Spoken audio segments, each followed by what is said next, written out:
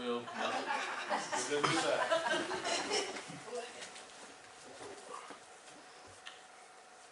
it's good to see you this morning, every one of you, and we do appreciate you coming. And we've got a bunch of kids and some adults back here in the back too, so there's more here than what you might would think.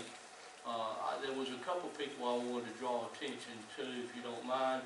I know the Bible teaches me, and I try to do that, not to withhold good when it's in your power to do it. And I believe in saying good things when I can, not to say that there's not something good to say about everybody. So but John, I'm real proud of John Hunter too. He's in the back. The thing that I was proud of them about is they both came to me a week or two ago and said, Pastor, I've invited people to come to the church. And that touches my heart. I know a lot of people doing that, but boy, even Hunter, said, I invited my friends at school to come. John said, I invited neighbors. That's an awesome thing, and I just want you to know this morning that not only do we see that, but God sees that, and God's going to bless that. And I know there's others doing it. And don't give up. Don't quit inviting. Everybody you invite is not going to come. Okay? But some will, depending on your influence probably with that person. And feel free to pray about that, beforehand, and let God bathe it in prayer. Let God take that and let His Spirit work on those people and continue to do that. I was going to mention too, and Brother Calvin beat me to the punch. I was really proud of him when I heard about him going to 7-Eleven and buying just hundreds of dollars worth of Twinkies and what you call them, like them pitas or something, little taquitos, like a little hard burrito, the little taquitos. He bought a bunch of that stuff. He might have gave somebody diabetes, I don't know. And I kind of picture him at 1:30 in the morning walking the streets of California. I might have been a little scared.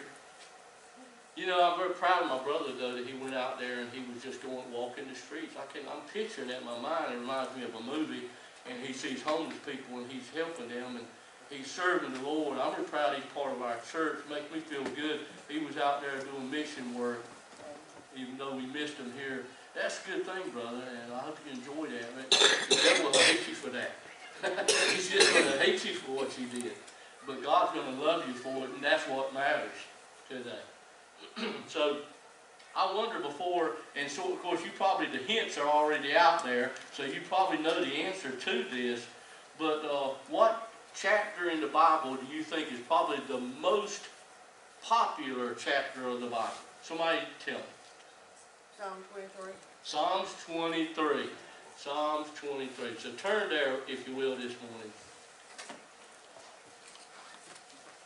If it's not the most popular, it's one of them. And by the way, I'm going to go through this as quick as I can, and so I'm going to hit certain things. I did a series on this years ago. Must have been 15, 20 years ago, on the 23rd Psalms. And I could easily go on and on about it, but I didn't want to break it up this morning. I'm not right now. I'm not wanting to break up things in series, because some people get caught up on series and a series every Sunday. And I'm moving around as I feel struck with the Scripture to go different places, and so therefore there's a whole lot that could be said about this that we do not have time to say. Verse 1, the Lord is my shepherd, I shall not want. He makes me to lie down in green pastures. He leads me beside the still waters. He restores my soul. He leads me in the paths of righteousness for His name's sake. Yea, though I walk through the valley of the shadow of death, I will fear no evil, for you are with me. Your rod and your staff, they comfort me. You prepare a table before me in the presence of my enemies. You anoint my head with oil. My cup runs over. Surely goodness and mercy shall follow me all the days of my life, and I will dwell in the house of the Lord forever. This passage of Scripture is used so often at funeral settings. I think especially because of the verse, yea, though I walk through the valley of the shadow of death. It's so often, and it's a good scripture to go to at that time. But you know, it ought to also be used at other times. I mean, because it's really all about life. It's not all about death. Some of it's mentioned, but it's all about life. Life with the shepherd. If you read this and kind of understand this clearly, you have to understand this is a sheep talking. You ever heard of talking sheep? Yeah, I ain't never heard of talking sheep, but this is the sheep talking, if you will. Because he says, the Lord is my shepherd.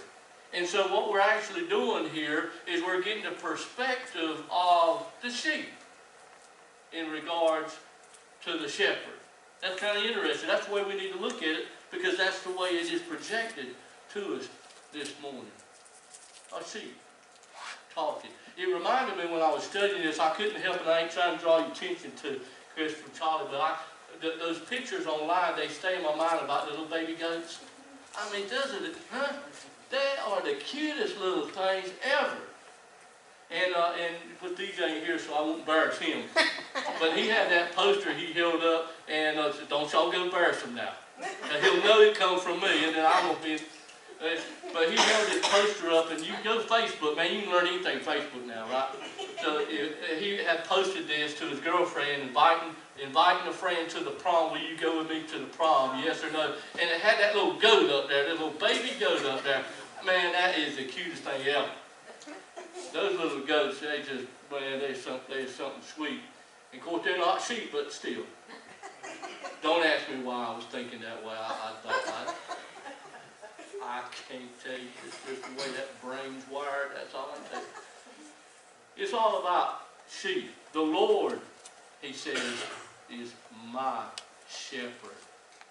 I shall not want. You know, I don't lack today. That's one of them. Yeah. I don't lack nothing today, right? What do you lack today? Oh, I know you have some things you may want. That's okay. Nothing wrong with that. And you'll have things that you'll need tomorrow. Guess what? God's going to take care of that. He always takes care of that. Right? Wasn't it Paul that said, my God shall supply all your needs according to his riches in glory? And how many of you know he's the richest one there is? The Bible in the Old Testament says that he owns the cattle on 1,000 hills. That may not mean much to us today. If he'd have said maybe God owned 1,000 houses, that probably means more to us. But he pays his streets with gold, folks. That stuff means nothing to him. Our God owns it all today. Do you think he's able to take care of us? You know, what a loving sentiment this morning that we have here. God's my shepherd. I'm not going to go lacking for anything today. How often do we turn to him, right? And say, Lord, will you supply this need I have up and coming? Well, I do that all the time. Didn't Jesus teach his disciples when they pray? Didn't he teach them to pray like this? Give us this day our daily bread. Some people kind of tell me, well, God knows I have need all this. Yeah, but he said pray this way. Yeah, he does know all things, but hey, he wants us to put forth a little effort, right? I mean, is that too much to ask to say, well, ask of me? Have you ever wanted your kids before to say, well, why don't you ask me if you need something? You know, why don't you ask me? I'll do whatever I can for you. And God looks at us like the best father. There's a song, A Good, Good Father. I love that song. And I used to hear this guy who's really good at singing this. I love to hear it whenever he'd sing that song. He's a good, good father. And he's so good at singing that song. And it was, of course, it was all about Christ, how good a father he is, how good a shepherd he is to his flock, his sheep. He loves them so much, he's going to make sure that we're not lacking what we need in our life. I tell you, I eat well today. I eat well. Verse 2, he makes me to lie down in green pasture. I like the way it was put there. He makes me. He makes me lie down in green pasture. Why? Because sometimes sheep weren't the smartest of the animals out there. And somebody said you can't drive sheep, right? You don't drive sheep. They're not cattle. You can't drive them here and there. But the shepherd often had to take them and lead them and then let them graze right here at this pasture, a green pasture. Now back in the Bible days, of course, they didn't have fences everywhere, see? And so the shepherd would take the sheep out there and they would eat in this area. And once they had ate all this grass that was gone, it was up to the shepherd to take them and lead them to another pasture so the sheep could eat, and they would look for a lush green pasture. Didn't want to take them out there where they want nothing but a bunch of dried up dirt and sticks and things like that. Take them to a nice place and make them there, lie down right there. Can you picture that this morning? Nice, lush, maybe like fescue or something real thick, you know, and tall, and make them lie down there.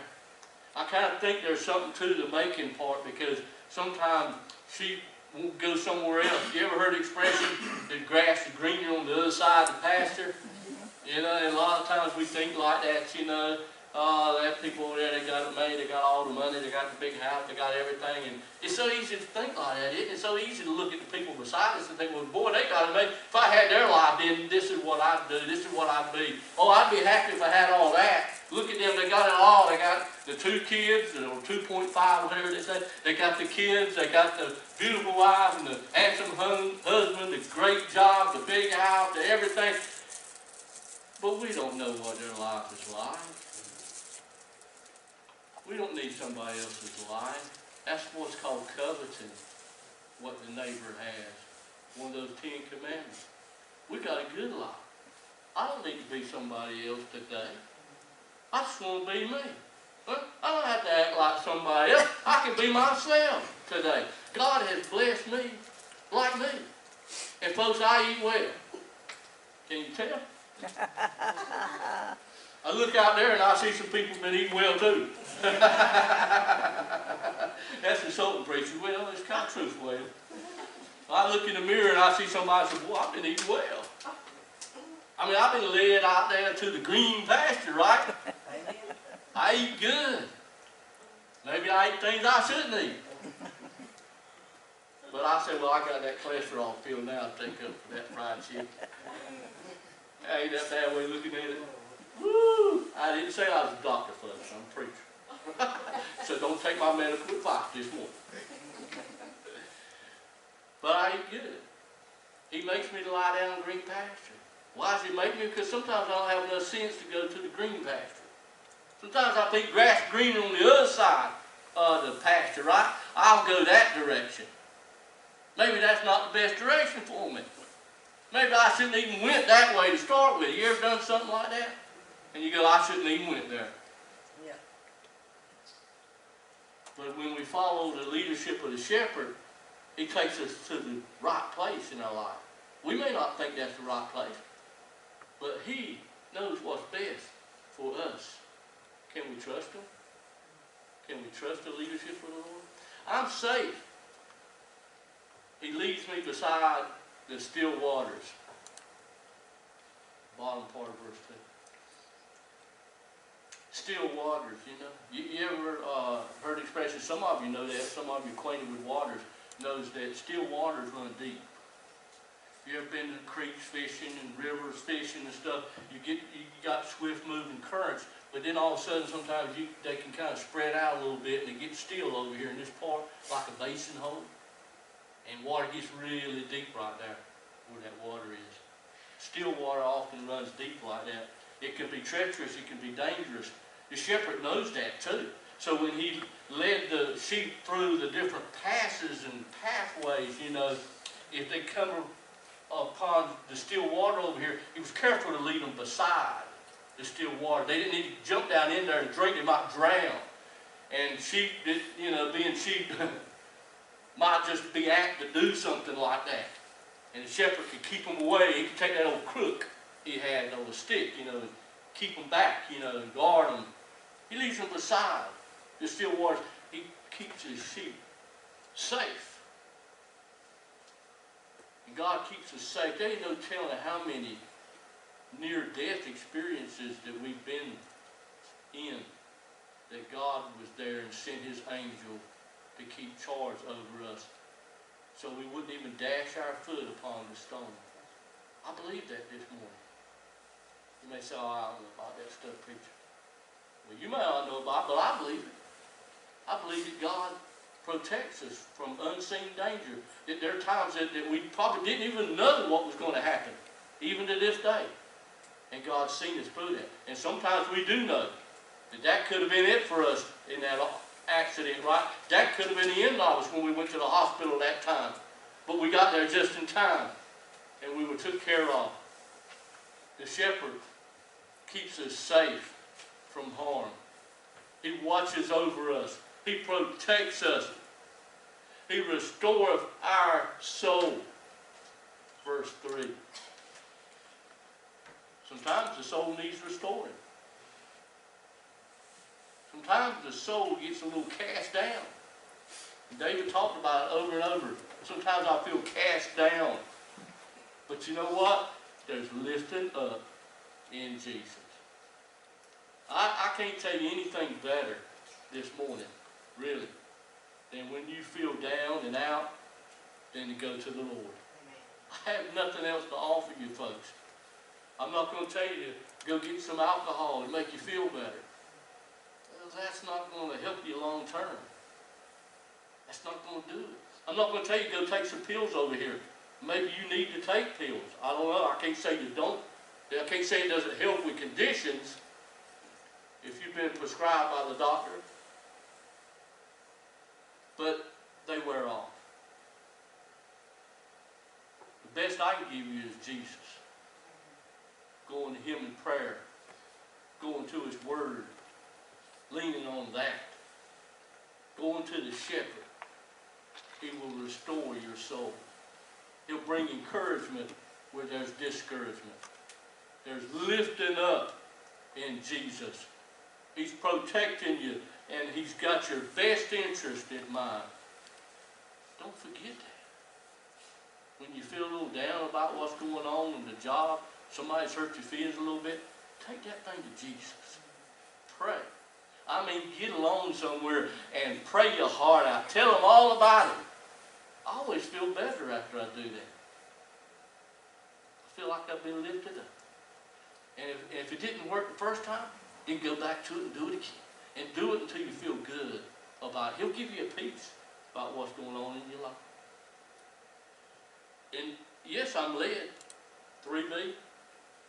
He leads me in the paths of righteousness. Have you ever watched how animals, I think dogs do this. Horses may do that too.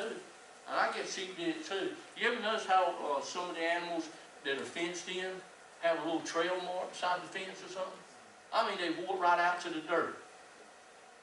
I'm not a farmer, but I've seen how they do it. They've got this path that's worn, and they just up and down, up and down, up and down, up and down. And that one path is worn more than anywhere else. And the thing is perhaps the reason they do that is because this path they know to be a safe path.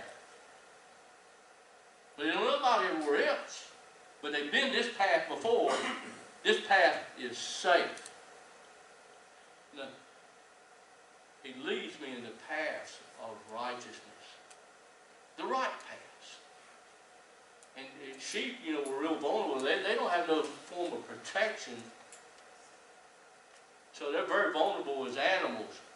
They have to stay away from, they can't get separated from the pack. They'll get picked off. They'll get killed. They stay on that one path of righteousness, right? That's the path we need to stay on today as people. The path of righteousness. Now you can get off that path. It's like a sheep. You can get off that trail. You can get off over yonder somewhere. You can get picked off by the devil. You need to think about that. I don't want to see anybody get picked off. Get separated from the pack. See? I don't need that. I don't need church.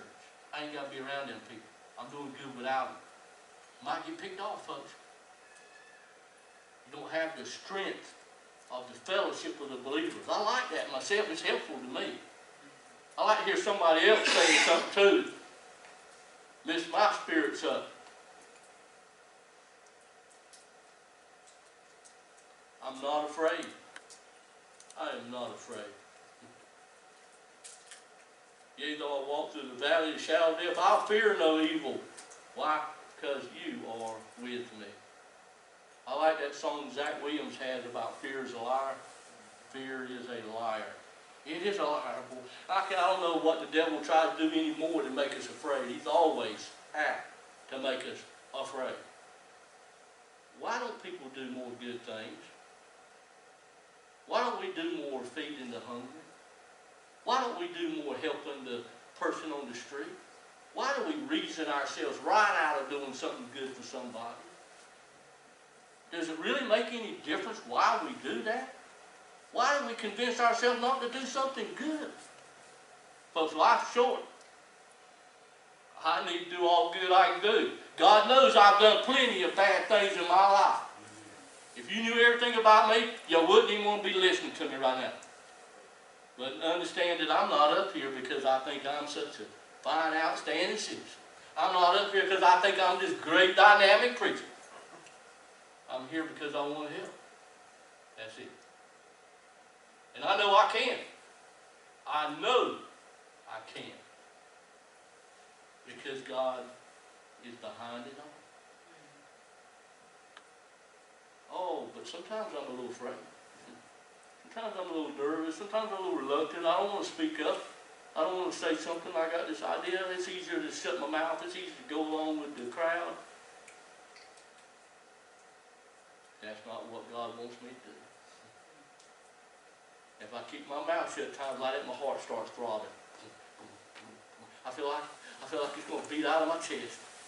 I feel bad if I don't speak up when I'm supposed to speak up. I feel bad about that. Don't be afraid. Fear is a liar. The devil wants you afraid to do what's right. The devil don't want you to stand up and speak up there. The devil don't want you to take part in feeding the hungry or giving to somebody in need. The devil don't want you to do nothing good. He just wants you to sit there and do nothing. And that's the strategy of the devil. He's not so much to tell you that there's no God at all, though he'll tell you that too. But just tell you, just sit there and do nothing. Don't take part in Bible study. Right? Don't take part in this. Don't take part in that. Do nothing. That's all God's people have to do to let the enemy win. Is sit back and do nothing. It always makes us feel guilty, don't it? Makes you feel bad when you don't up and do something. Just do it. Huh? Just do it. Just do it, folks. If you're afraid, be afraid and do it anyway. That's okay too. And the more you do it, the easier it becomes to do it. Easier it becomes to speak out. Easier it comes to testify. Easier it comes to do some kind, random act of kindness. It reminded me of this week. I'll say this really quick, but I said, Dorothy, I want to go get a cup of coffee. We got off early. I want to get a cup of coffee. I'll do that. She knows I love coffee, right? Coffee. Coffee and Jesus. That's a good combination, buddy. And I said, okay, let's run to Dunkin' Donut. It's about 10 o'clock in the morning. I said, we'll get us a cup of coffee and a donut or something. Okay. We had the time. Yeah, I'm living the life, folks. I mean, I'm living the dream. It don't take much for me. I don't need a boat. I don't need a new car. Give me coffee, even the donut. Hey, I'm good. I'm living the life, man. And so we went up there anyhow. I was standing in the line, and the place was busy. Busy. I was surprised. I don't know why it ain't always busy, but you know. And I looked over there, and there's this mama and this little girl over there. She's cute as a button. I bet she was about 3 years old, maybe 4 years old. Cute as a button. And she had this donut in her hand. I was waiting in line, you know, and she dropped it. It was a pretty donut. It was like a heart-shaped donut. It had these pink, purplish, pink sprinkles on top of that thing. She dropped her donut, and she picked that thing up, and her mama said,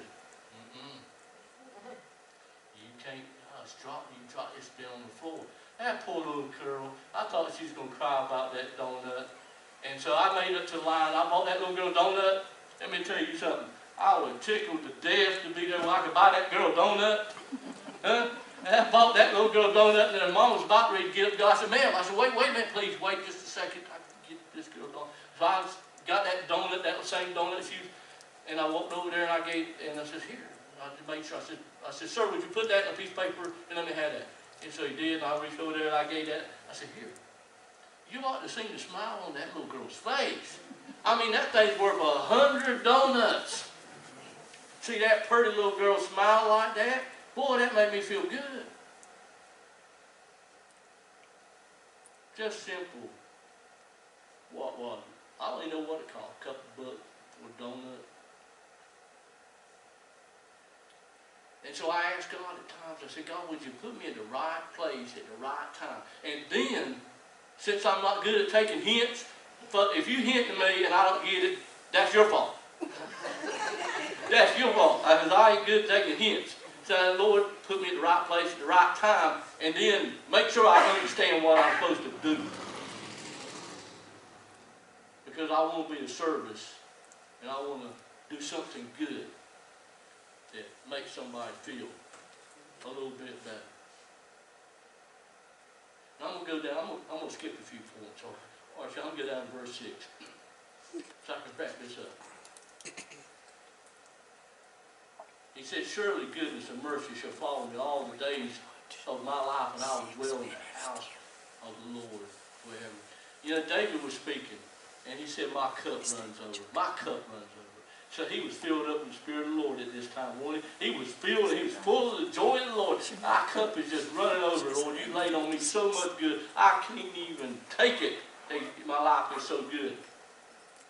And I know, Lord, that goodness and mercy will follow me all the days of my life. Why? Not because he was such a great person, right? You know, David spoke from experience. He was a shepherd. You know who the first shepherd of the Bible was, right? You know who the first martyr of the Bible was? That would have been Abel. Abel was the first martyr, killed by his own brother, and he was a shepherd. Yeah. Moses was a shepherd too, did you know that? Yeah, 40 years in the land of Midian, he shepherded the flock. David was a shepherd too. When David, before he was king, when he was a young guy, he was a shepherd out there tending the sheep. God trained a lot of people to know how to minister to people based upon ministering to sheep. They used that later.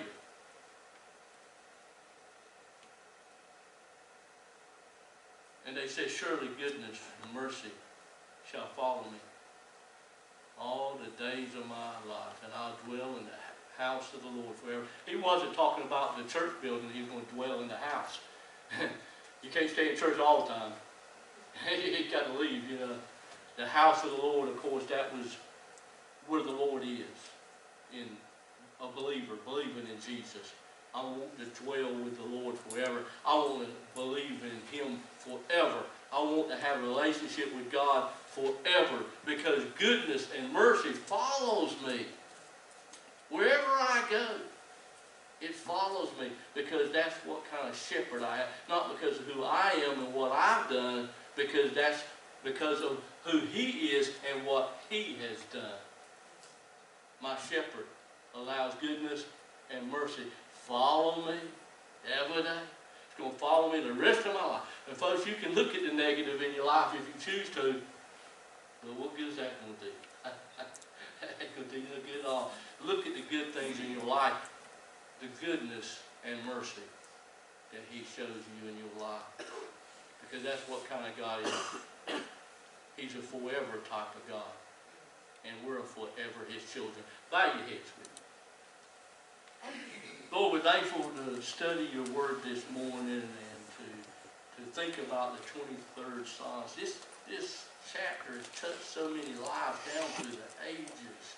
It's brought comfort to people, Lord, even as it does us, to know that you're with us and that you protect us from harm and that you lead us and that you feed us and you do all these things for us, and then you just shower us with goodness and mercy till our cups run over. And then you just have promised never to leave us, but to always protect us along the way. But it's up to us to keep looking to you for that. And not to go off on the wrong path somewhere else. But to come to our God, the good shepherd and the great shepherd of our souls. Lord, this morning we're here to tell you how much that means to us. To give you, God, praise and honor for being our shepherd, for protecting us. To give you praise and honor for leading us, and give you praise and honor for all that you do for us. But Lord, if there's one in this building this morning that says, well, preacher, I really ain't been following him. If there's one here this morning who wants to come back to them, come back to you. Maybe they need their soul restoring this hour. Then God, right now, I pray, not putting no one on the spot, but say, Lord, hear their prayer. Forgive them of their sin. Restore unto them the joy of their salvation. Or Father, if they've never known you, that this hour they may come to know you right now, in the privacy of their own seat. Lord, that you'll forgive us all of anything we've done displeasing to you this week. Lord, that you'll restore our faith, that you'll build our faith this morning. We all look to you for a closer relationship this morning. Lord, that may every person when they leave this morning say, well, you know, it was good to go to church this morning. It was good to think about what God does for me. And I really believe, even though the devil attacked, I really believe. Help us, Lord, not to let the devil steal that seed out of our souls. May we put our faith in you. May we boldly volunteer. May we not be afraid to do that which is right. It's never a waste of time, God, to do something good for someone else. Lord, we ask you keep everybody safe. Father, that you remind us, bring us back this evening for a good study and good fellowship together. Be with all your people as they leave. And all God's people said, Amen. Amen.